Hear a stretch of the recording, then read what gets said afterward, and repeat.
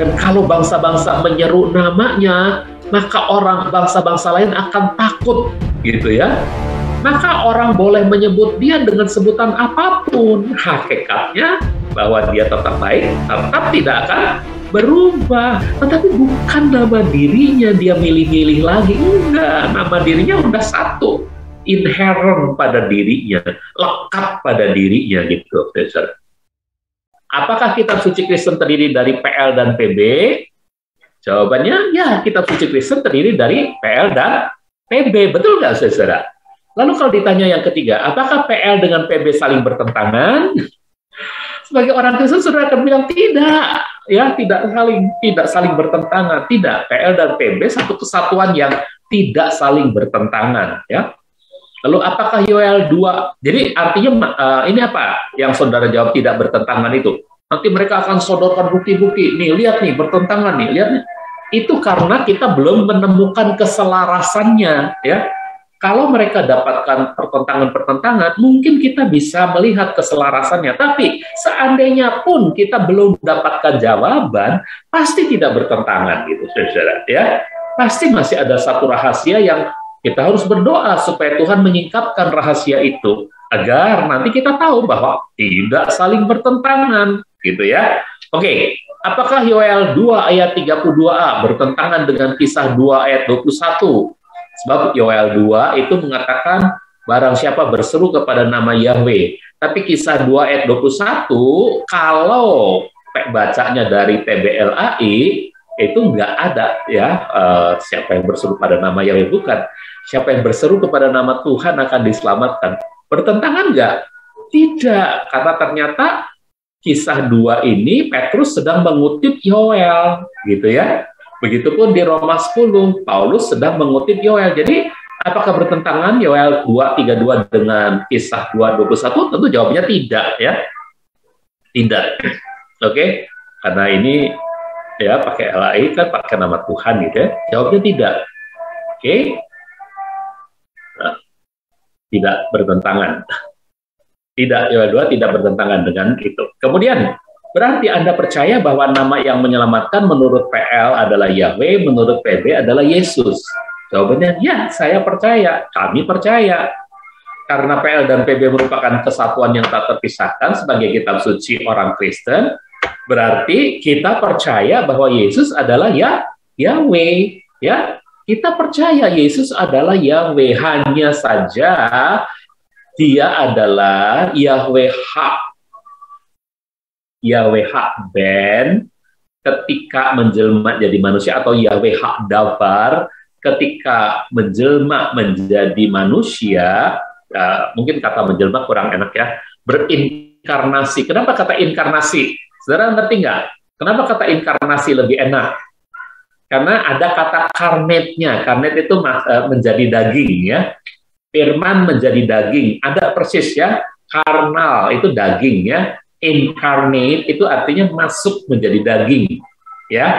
Nah, jadi pada waktu Dabar incarnate menjadi manusia, maka dia adalah Yesua. Y-nya dari Yahweh, Suanya adalah sebagai keselamatan atau juru selamat. Nah, begitu. Jadi Jesus Christ is Yahweh, sama menurut Lester Sumrall. Baik, nah coba sekarang saya lanjutkan lagi dengan share screen yang lain. Oke. Nah, sekarang ke nomor 22 ya, slide ke 22, karena alasan ke-10 kita masuk. Jadi alasan ke-10 adalah begini, panjang lebar ya. Tuhan Yesua mengajari murid-muridnya untuk memanggil Yahweh. Betul bahwa Yesua itu memanggil Yahweh, betul para murid-muridnya memanggil Yahweh, tapi Tuhan Yesua juga mengajari para muridnya kalau mau memanggil Yahweh bisa dengan sebutan apa? Bapa. Nah, contohnya adalah Matius 6 ayat 9. Jadi Tuhan Yesua mengajari murid-muridnya untuk memanggil Yahweh dengan sebutan. Perhatikan, memanggil namanya Yahweh, oke. Tapi harus memanggil sebutannya Bapa. Itu diajarkan oleh Tuhan Yesua kepada para pengikutnya, ya. Matius 6 ayat 9. Oleh karena itu, hendaklah kamu berdoa demikian, Bapa kami yang di surga. Jadi, lihat, Tuhan Yesus mengajari para muridnya untuk memanggil Yahweh itu, nama Yahweh itu dengan sebutan Bapa. Ingat, sebutan ya, sebutan Bapa. Jadi, Bapa ini bukan nama. Ada banyak orang berpikir Bapa itu nama Tuhan kita. Bapa itu bukan nama. Ya. Pak Agus, yang Agus itu baru nama ya Pak ya. Kalau Paknya bukan ya Pak ya. Karena Paknya itu bisa dipakai untuk Pak Gersom juga. Ya. Nah, jadi dia sendiri menyebut Bapa untuk panggilannya terhadap Yahweh. Jadi Yesus sendiri memanggil Bapa, oke. Untuk sebutannya, untuk panggilannya, ya, He is our Father, gitu ya. Dia memanggil Bapa. Oke, Yohanes 6 ayat 46. Tidak seorang pun yang telah melihat Bapa kecuali dia yang berasal dari Elohim.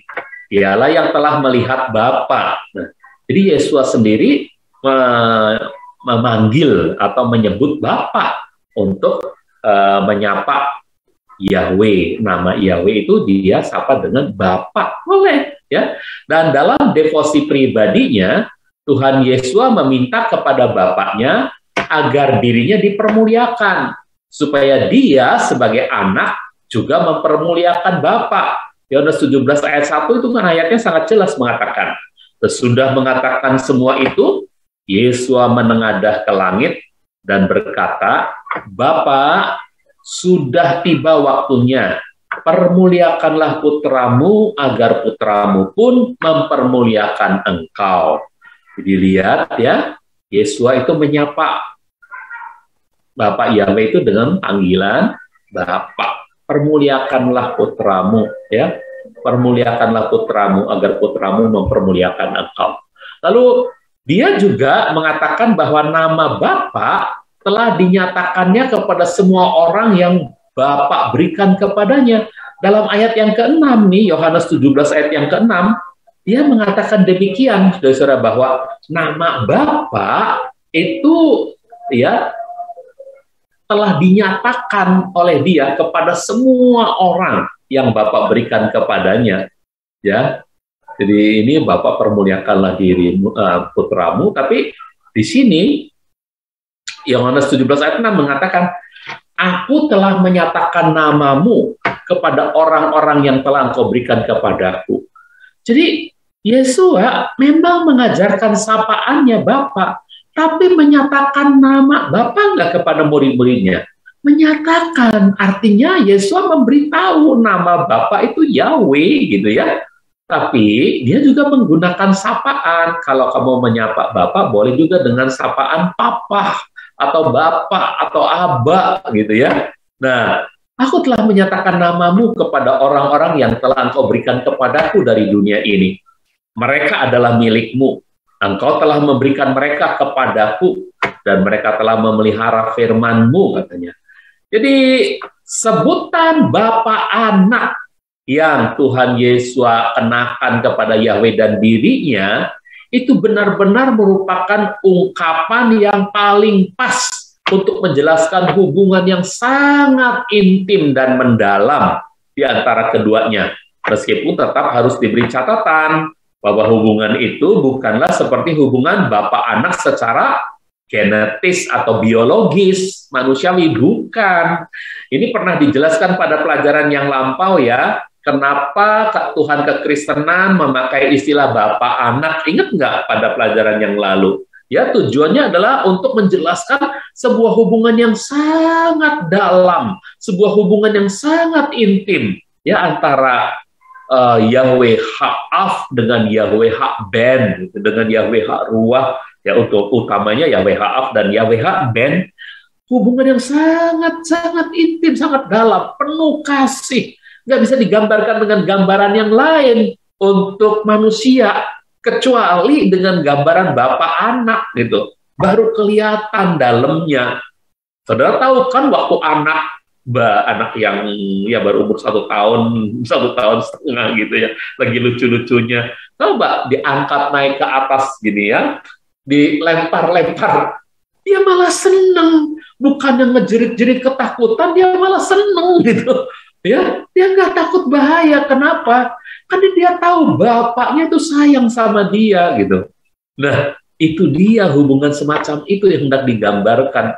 Ya, tentu saja bukan secara biologis, tidak. Tapi untuk manusia bisa mengerti dalamnya hubungan itu ya cuma ada dalam hubungan bapak anak, ya. Atau dalam hubungan suami istri gitu ya. Tapi untuk ini menjelaskannya bapak anak gitu. Nah, oke, jadi kita baca contohnya ya, bagaimana dari zaman dahulu, dari zaman Perjanjian Lama ya, fakta sejarah Perjanjian Lama ternyata sebutan Bapa terhadap Tuhan yang Maha Kuasa ini telah menjadi panggilan umum, telah menjadi sebutan umum dan otentik bagi hubungan antara umat Yahweh dengan Yahweh sendiri. 2 Samuel 7 ayat 14. Aku akan menjadi bapak baginya, dan ia akan menjadi anak bagiku. Jika ia bersalah, aku akan menghukumnya dengan tongkat dan pukulan-pukulan, seperti seorang bapak terhadap anak-anaknya. Itu kata Yahweh kepada umat Israel atau terhadap umat Israel. Ya mungkin ini dikatakan kepada bangsa-bangsa lain ya. Tapi jelas, saudara-saudaraku, hubungan bapak anak yang digambarkan dalam 1 Tawari 17 ayat 13, apalagi dikatakan di sana, aku akan menjadi bapaknya dan ia akan menjadi anakku. Aku tidak akan mengalihkan kasih setiaku daripadanya, sebagaimana aku telah mengalihkannya dari orang yang mendahului engkau. Ya, Esau misalnya ya. Esau itu akhirnya kasih setia Yahweh beralih kepada Yakub, ya, kepada Israel. Karena apa? Karena ya ini memang sebuah perjanjian ya. Nah, jadi kita lihat hubungan bapak anak itu sudah dari zaman Perjanjian Lama ada. Ya, bagaimana dengan Mazmur 103 ayat 13? Apa yang dikatakan di sana? Seperti Bapa menyayangi anak-anaknya, demikianlah Yahweh menyayangi orang-orang yang takut akan Dia. Nah, jelas sekali saudara hubungan Bapa dan anak. Yeremia 3 ayat yang keempat.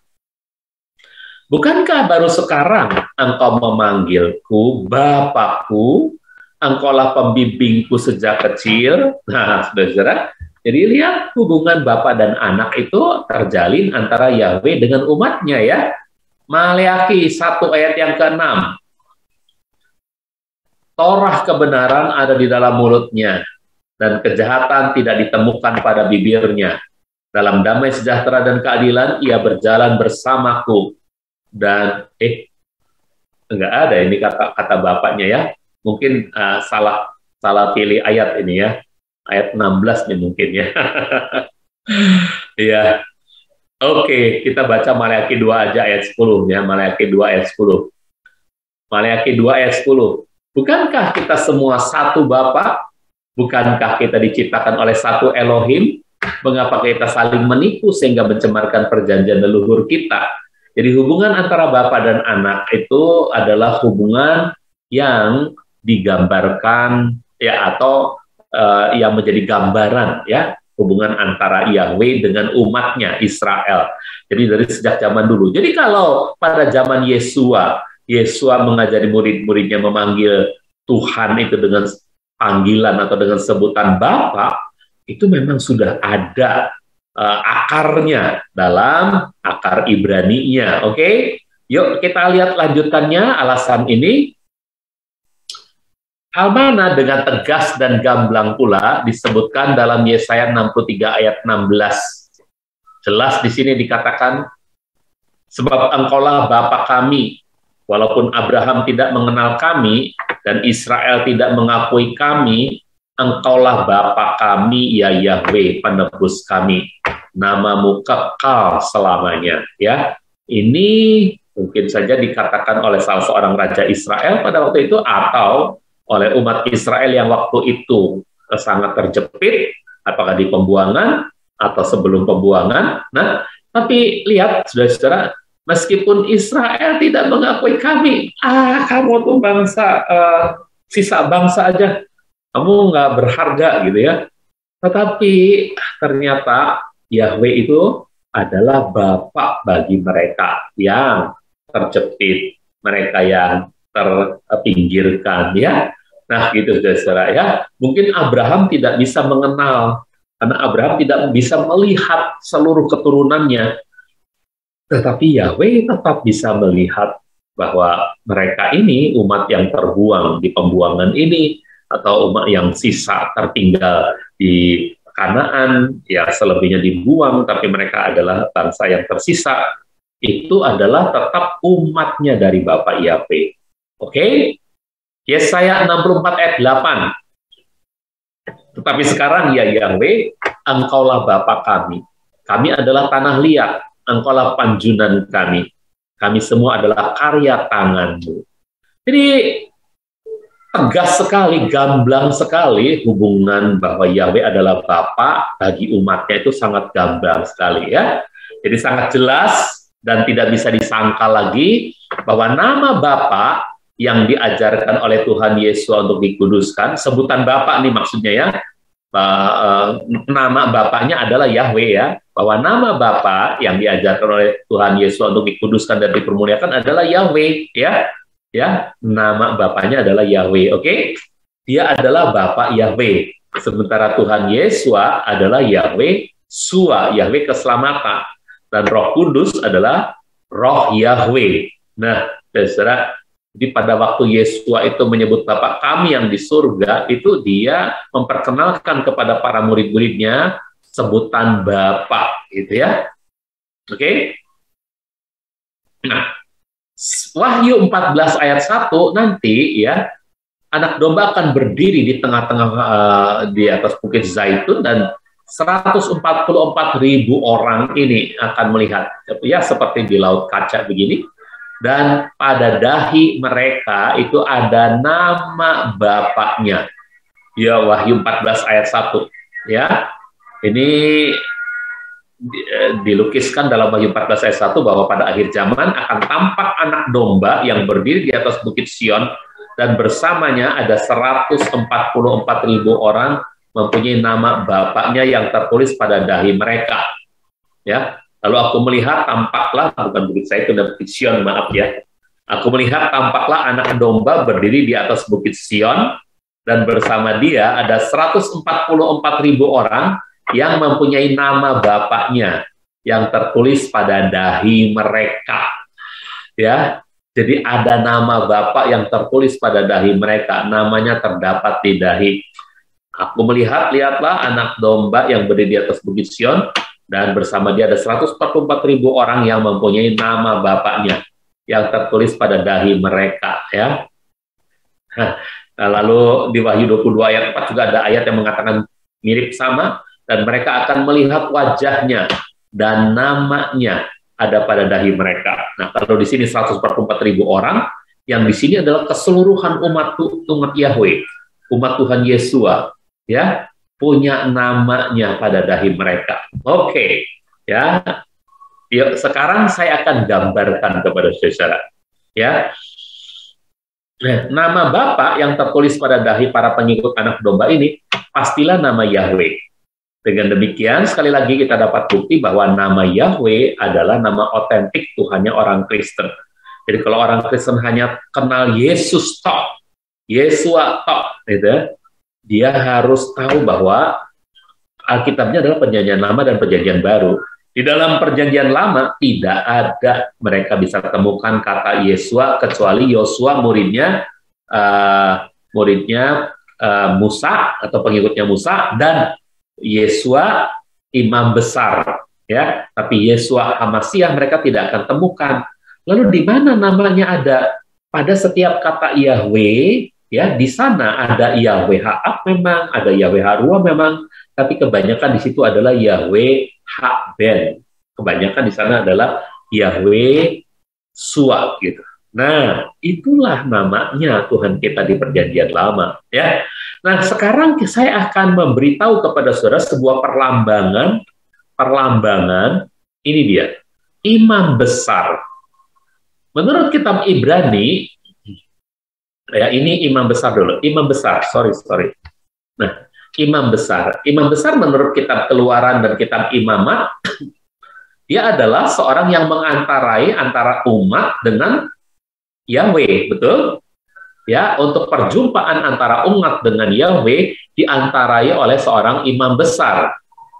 Dan imam besar ini pakaiannya demikian lengkap dengan segala peralatannya, ya, ada baju efod di sini, ya, tutup dadanya, dan yang paling penting selain sorbannya itu ada yang disebut patam, ya, ya. Nah, patam ini adalah sebuah lempengan emas, ini seperti ini, lempengan emas yang pada patam ini tertulis apa? Kados le Yahweh. Kados le Yahweh. Apa artinya ini dipakai oleh imam besar? Berarti imam besar ini di dalam pikirannya selalu hendak menunjukkan kepada Bapak Yahweh bahwa dia membawa umat Tuhan itu sebagai umat yang kudus bagi Yahweh gitu. Nah, kalau sang imam besar ini dalam kitab Ibrani dikatakan itu adalah gambaran dari Tuhan kita Yesua HaMasiah. Berarti di pikiran Tuhan kita Yesua HaMasiah itu selalu ada siapa? Ada kita. Kita itu siapa? Kita adalah umat yang kudus bagi Yahweh. Nah, saudara-saudara, lalu kita ini adalah pengikut imam besar yang disebut Yesua HaMasiah.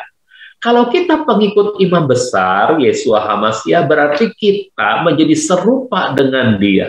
Lah, yang ada di pikiran kita itu siapa, saudara-saudaraku? Yang ada di pikiran kita itu menurut Wahyu 14 ayat 1 dan menurut Wahyu, yang ada di pikiran kita adalah Yahweh saja, saudara. Yang ada di pikiran kita adalah Yahweh. Yang ada di pikiran umat Yahweh adalah Yahweh. Itu sebabnya gambaran ini sangat cocok, sangat pas gitu, saudara-saudara. Ya, kalau dalam pikiran Yesua yang dipikirkan adalah umat yang harus kudus bagi Yahweh, maka apa yang tertulis dalam Wahyu 14 ayat 1, setiap umat Tuhan di dahinya akan tertera nama Yahweh gitu. Oke? Jadi gini, ini di setiap umat Tuhan. Ya, di setiap umat Tuhan yang berpegang pada Holy Bible, maka di dahinya akan tertulis nama Yahweh. Oke? Karena apa? Karena imam besar selalu memikirkan kita sebagai umatnya yang harus kudus bagi Yahweh. Tetapi kemudian kita adalah pengikut imam besar. Di pikiran kita harus ada Yahweh. Gitu, saudara. Oke? Jelas sekali ya, saudara. Nah, ya sekarang kita masuk kepada pelajaran berikutnya. Bagaimana menjawab berbagai teori. Ada dua teori penting sebetulnya yang harus kita jawab, saudara-saudara. Yang pertama adalah ada tiga teori penting. Ya, ada teorinya Ludwig Wittgenstein. Ludwig Wittgenstein ini, saudara-saudaraku, dia punya teori tentang permainan bahasa atau language game. Itu teori apa? Ya. Jadi teorinya Ludwig Wittgenstein ini tentang permainan bahasa ternyata dipakai oleh orang-orang yang tidak senada dengan kita, ya, untuk dipakai menjelaskan kepada kita. Lihat nih, teori language game. Anda kok mempermasalahkan nama ini nih, dengerin nih teori ini nih mengatakan apa nih. Nah, saudara mau denger nggak nih teori apa nih, saudara? Yuk kita dengar ya. Jadi gini, language game, permainan bahasa itu adalah teori yang mengatakan demikian. Ya, sebuah kata atau bahkan kalimat memiliki makna hanya sebagai akibat dari aturan permainan yang dimainkannya. Jadi sangat tergantung pada konteksnya, ya. Contohnya, ucapan air gitu, itu bisa berarti perintah. Ayo, siapa yang bisa nebak kapan? Waktu saya bilang air, itu adalah perintah. Kapan? Ayo. Ketika saya air. Kebakaran. Minta diambilkan air. Betul.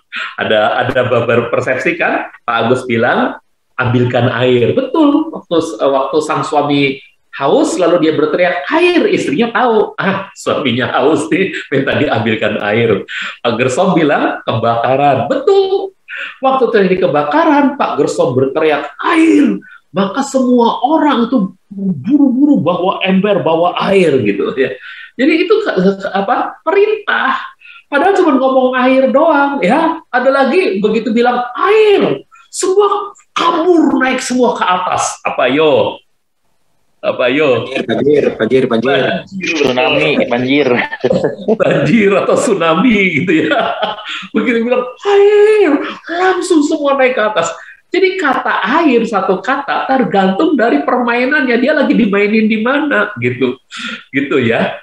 Nah, jadi dia bisa berarti perintah atau bisa jadi jawaban atas pertanyaan.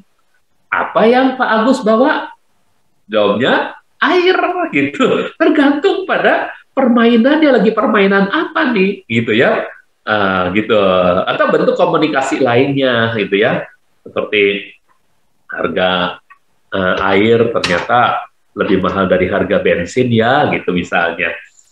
Gitu ya. Nah, saudara-saudara, harga air minum tentunya ya. Di mana? Di daerah tertentu ya. Oke, jadi kita bisa tahu bahwa dari satu kata itu, kata Ludwig Wittgenstein katanya, itu tergantung pada permainan, aturan permainan yang sedang dimainkannya. Dia lagi mainin apa gitu. Nah, artinya apa saudara-saudaraku? Artinya kata atau kalimat apapun dapat digunakan oleh siapapun dengan makna sesuai yang dimaui si pengguna. Contohnya nih.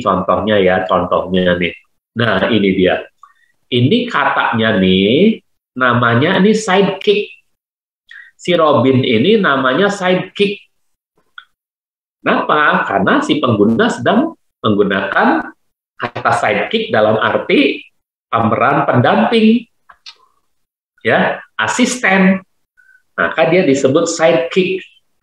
Tapi kalau pengguna lain menggunakan sidekick untuk ini, jangan ada yang protes. Ini adalah mobil Suzuki sidekick, gitu. Ya, lalu tapi yang lain bilang enggak, sidekick itu ini nih, tendangan menyamping, ini sidekick nih. Nggak boleh ada orang protes juga, sebab dia sedang memainkan permainan kungfu ini ya, tendangan menyamping ini sidekick ini. Atau ada yang bilang enggak, sidekick itu ini Pak, nih sidekick nih, ini adalah program komputer. Ya, Sidekick 99, saudara cari deh di Microsoft 10, Sidekick 99, pasti ketemu. Ini program komputer. Jadi tergantung pada siapa yang memainkannya, gitu.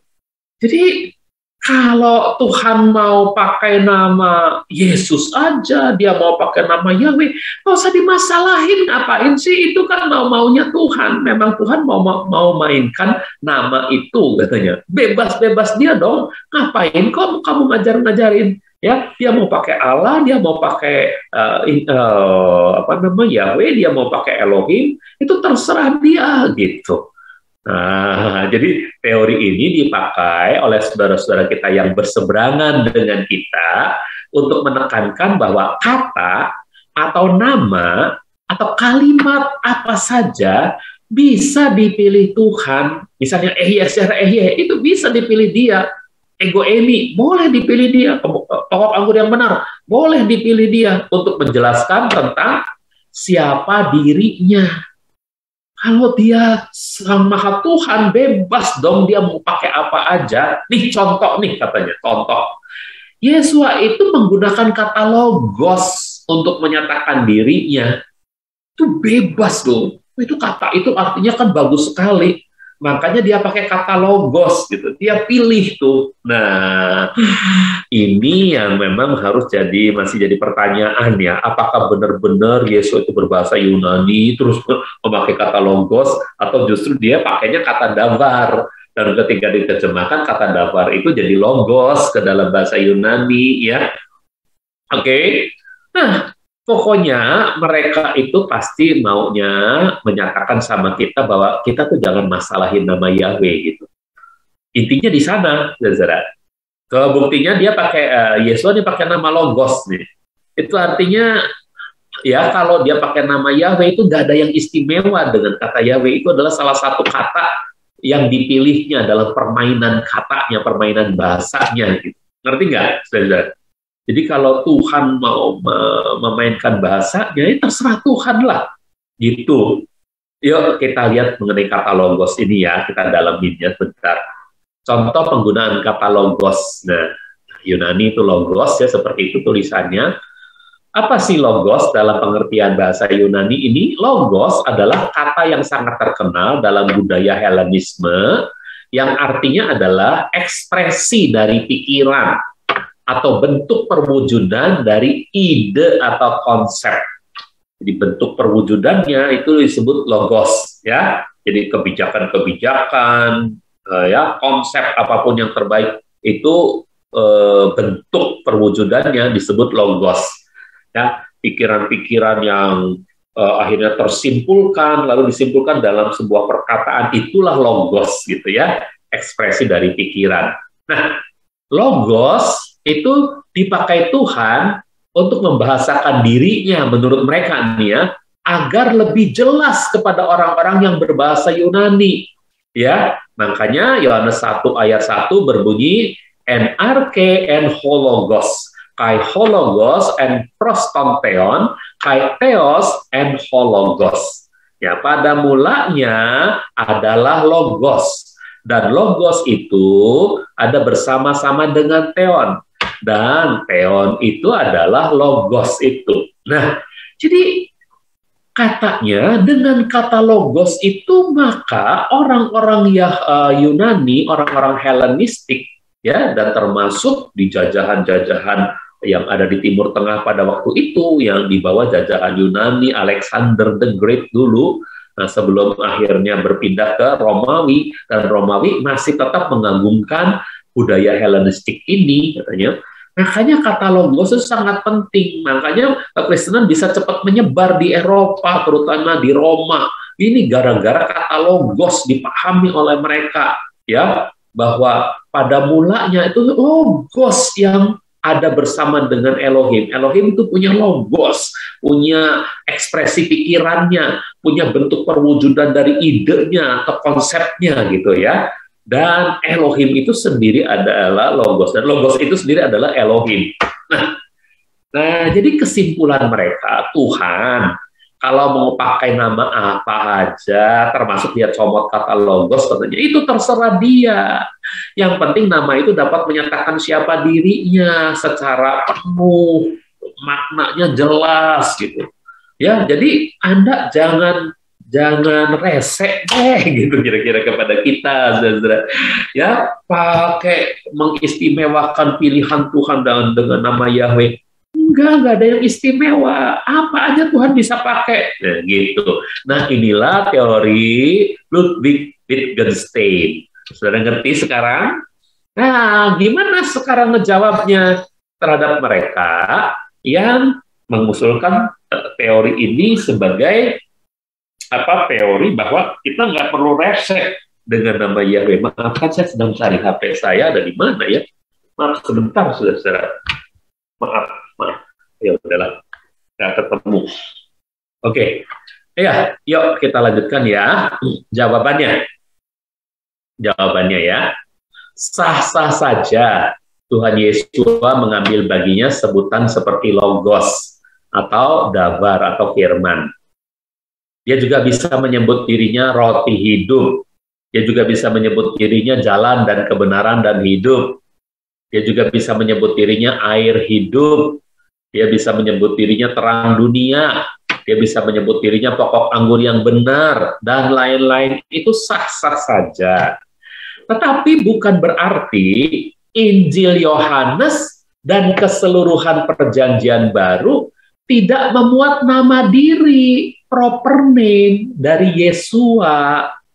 Kalau Injil Yohanes tidak memuat proper name dari Yesua, kalau keseluruhan perjanjian baru tidak memuat proper name dari Yesua, bagaimana kita tahu bahwa Logos itu adalah Yesua? Betul nggak, saudara? Nah, saudara, coba. Ini ada kalimat begini nih. Estin dekai ala pola ha epoesen ho Yesus. Dan masih banyak lagi hal-hal lainnya yang telah diperbuat Yesus. Kalau nggak ada nama dirinya, nggak tertulis dalam kitab suci, yang ada di sini Logos semua. Coba. Estin dekai ala pola epoesen ho Logos. Gitu. Dan masih banyak hal-hal ini yang telah diperbuat Logos. Semuanya kata Yesus nggak ada, adanya Logos. Ada yang tahu Logos itu apa? Logos hanya ya ekspresi dari pikiran. Logos hanya ide. Logos di dalam kitab suci ya hanya itu. Nggak ada menjelaskan tentang Yesua. Karena nggak ada kata Yesuanya. Berarti kata Yesuanya penting nggak? Nama diri itu penting nggak? Sangat penting. Oleh orang atau Tuhan boleh saja mengambil sebutan dirinya sebagai Logos, sebagai roti hidup, sebagai jalan kebenaran dan hidup, sebagai pokok anggur yang benar, tapi dia sendiri harus punya nama diri. Betul nggak, saudara? Oke, jadi ini jawaban pertama ya. Jadi bagaimana kita tahu bahwa Logos itu Yesus jika nama Yesus sendiri tidak tertulis di dalam Injil Yohanes dan dalam keseluruhan perjanjian baru. Jadi nama diri perlu nggak? Mutlak perlu, ya. Jadi kita nggak bisa ikutin teorinya Ludwig Wittgenstein gitu-gitu aja, nggak bisa. Ini baru jawaban pertama nih, ya. Nama diri penting, Pak, Bu. Nama diri itu penting, oke? Yuk sekarang jawaban yang kedua untuk teori Ludwig Wittgenstein.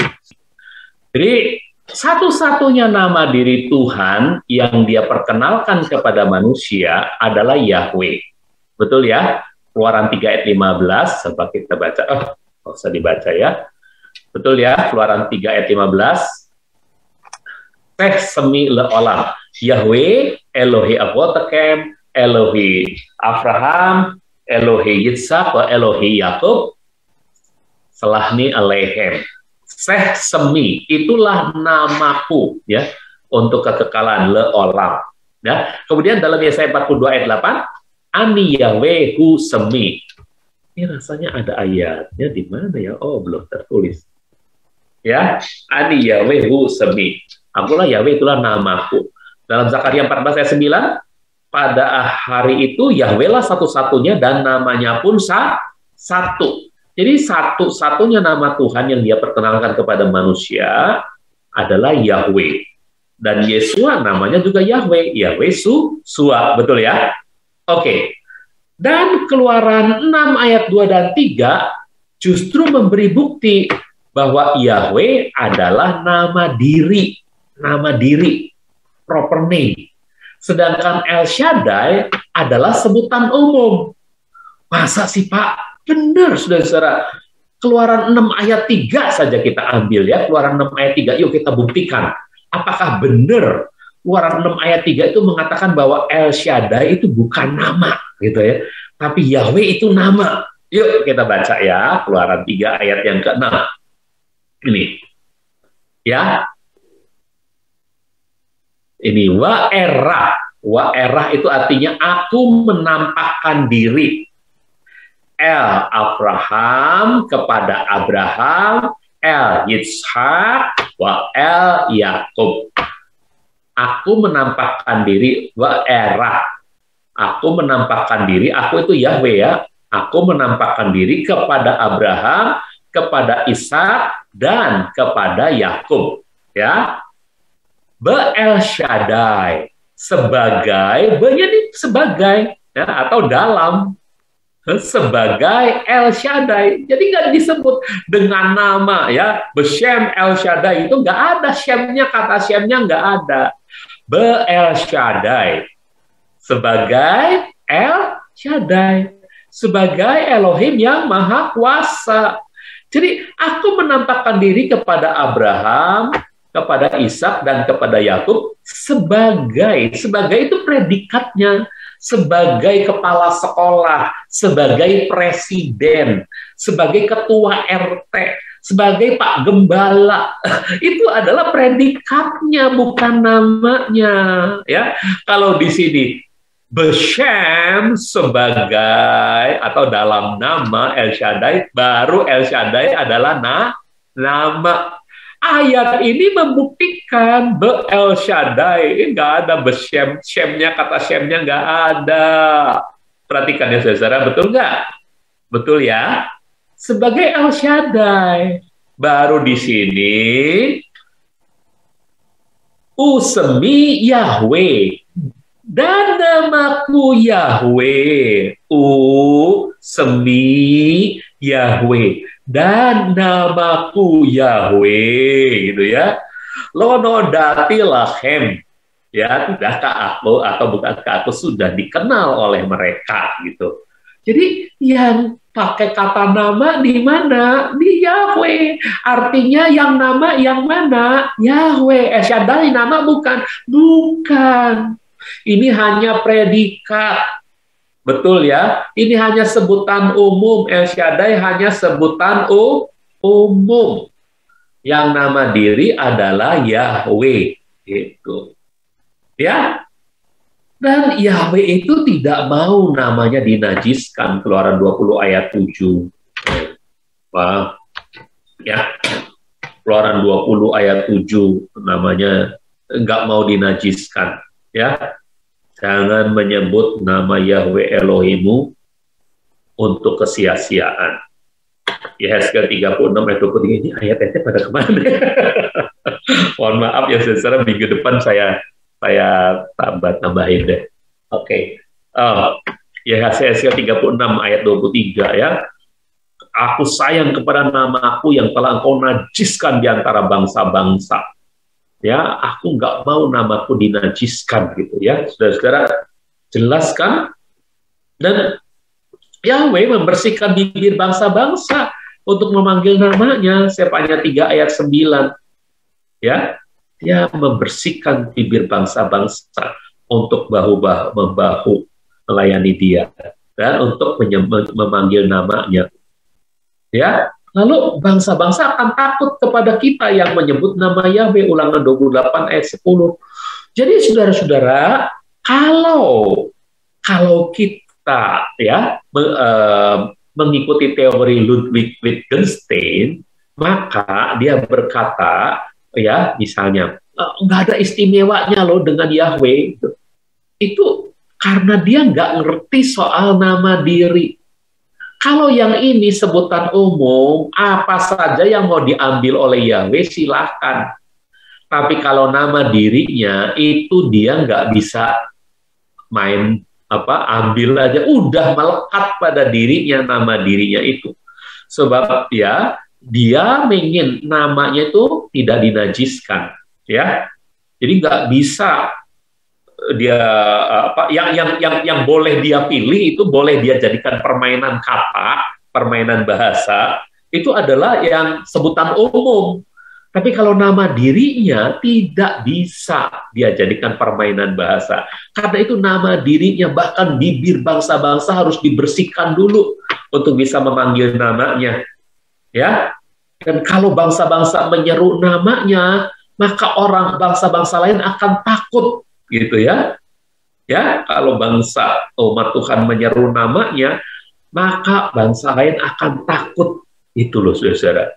Nah, ini jawaban 2 terhadap teori Ludwig Wittgenstein ya. Yuk sekarang masuk kepada teori berikutnya. Teori ini memang nggak langsung ya, orang nggak sepinter itu ya. Kadang-kadang yang nanya itu nggak tahu bahwa itu adalah teori Ludwig Wittgenstein, tapi mereka akan bilang, Tuhan kita tuh mau pakai nama apa aja terserah dia, karena dia Maha Tuhan, Maha berkuasa gitu. Iya, kalau atribut-atributnya terserah dia, bahkan kita sendiri pun bisa menamakan dia dengan sebuah atribut, rasa hormat kita, misalnya dia menyembuhkan kita, lalu kita sebut dia sebagai tabibku. Boleh loh, saudara. Ada orang yang menyebut Yesus itu sebagai apa ya? Sebagai pacarku gitu. Boleh aja. Apalagi dia sendiri, dia boleh milih apa saja. Tetapi bukan nama dirinya dia milih-milih lagi. Enggak, nama dirinya udah satu. Inherent pada dirinya, lekat pada dirinya gitu. Oke ya. Ya, kita teruskan. Teorinya William Shakespeare ini. Adagium tentang bunga mawar. Nah, ini paling sering mungkin saudara dapatkan nih ya. Adagiumnya bunyinya begini, saudaraku. A rose by any other name would smell as sweet. Itu artinya kira-kira nih terjemahan bebasnya, bunga mawar disebut dengan nama apapun, wanginya tetaplah harum gitu. Ya. Ya, mawar tuh mau disebut bunga comberan. Bunga comberan, coba begitu dicium, harum juga ya kan? Mau disebut apa, saudara? Mau disebut kacwa, terus saudara cium bunga mawar, harum nggak? Tetap harum gitu. Ini menurut adagiumnya penyebutan ya ini berarti penyebutan nama atas sesuatu tidaklah berpengaruh pada hakikat sesungguhnya dari sesuatu tersebut. Kalau hakikatnya adalah baik, tetaplah baik. Jika hakikatnya buruk, disebut dengan nama sebaik apapun, tetaplah buruk. Gitu. Maksudnya gitu, saudara. Ya, nah ini kalau bunga mawar, ya mau disebut apapun, misalnya ini bunga comberan gitu. Tapi kalau dicium, tetap harum. Namanya juga bunga mawar gitu ya. Bukan namanya, oke? Hakikatnya juga bunga mawar. Hakikatnya bunga mawar ya. Jadi nama itu tidak berpengaruh atas hakikat siapa dirinya gitu. Teori ini dipakai oleh kalangan yang tidak setuju dengan kita dengan tujuan membuktikan bahwa nama tidaklah sebanding, tidaklah sepenting dari hakikat si empunya nama itu. Jadi yang penting adalah hakikat si empunya namanya, bukan namanya. Sehingga seharusnya manusia jangan mempermasalahkan soal nama, apalagi soal nama Tuhan, ya. Ya, sebab jika kita percaya bahwa Tuhan Yesus itu baik, maka orang boleh menyebut dia dengan sebutan apapun. Hakikatnya bahwa dia tetap baik, tetap tidak akan berubah. Dia tetap baik. Nah, ini adagiumnya William Shakespeare. Ya, oke. Saudara udah ngerti belum itunya? Adagiumnya. Adagium itu pepatah kok sampai lupa. Pepatahnya William Shakespeare.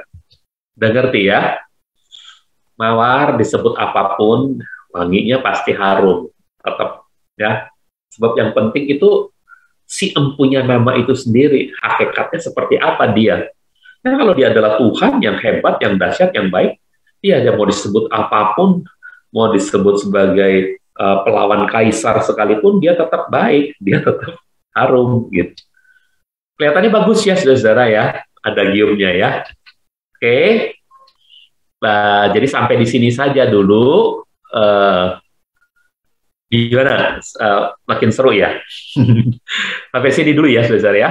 Minggu depan kita lanjutkan lagi adagiumnya William Shakespeare ya. Kita jawab, kita harus punya jawaban terhadap orang-orang yang menyampaikan pepatah seperti itu. Nih, lihat nih. Jangan mempermasalahkan nama. Sebab yang terpenting adalah siapa Tuhan kita. Itu yang paling penting, bukan soal namanya. Nah, yuk kita harus punya jawaban untuk mereka ya. Bukan berarti mau bertentangan, ribut, marah-marah dengan mereka, tidak. Tapi kita kan harus memberitakan kebenaran bahwa namanya harus dimuliakan, namanya harus disebut-sebut. namanya harus ditinggikan. Oke, saudara-saudara, Tuhan memberkati.